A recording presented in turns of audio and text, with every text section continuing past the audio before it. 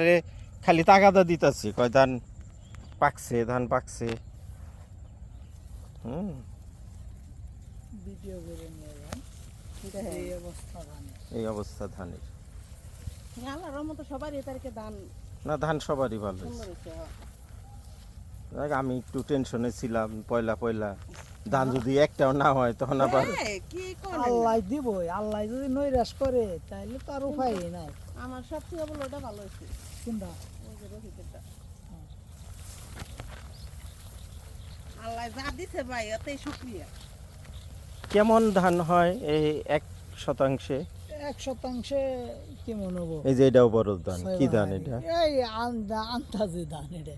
এটা আলাদা রাইখা দিলে মনে হয় ওই যে একটা না ওইটার ধান না? রাইখা দিবেন কেমনে করে? মেশিনে কাইডাল দিব।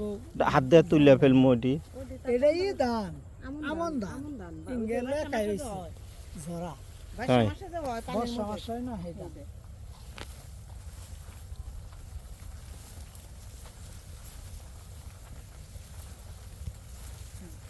এদিকে ধান মাথায় করে না বুঝ রাস্তা। হ্যাঁ মানুষ মামু কইরে মানুষই তো শুন পাওয়া যায় না, কামলা নাই। হ্যাঁ, জানেন না তখন দেখলি তো বুঝা হবে যে রাবি এই অবস্থা। বেকারি কার আরে বোঝা? মা, আপনারা ডাকো আরেকজনের বোঝা উঠিয়ে দিবেন নাকি?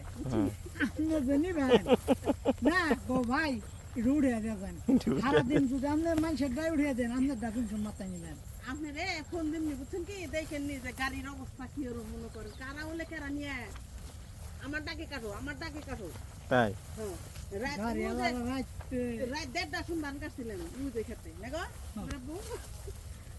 তাহলে আমরা কেমনে করবো রে? তোরা এখানকার লোকাল তগু চাষ এখন টানছি না, আমি বললাম কি একটা কাগজের ব্যবস্থা করে দিয়ে দেন। ওই যদি আমারটা দেখি মেশিন আইলো বুঝছেন কি হ্যাঁ। তাইলে দেখা যায়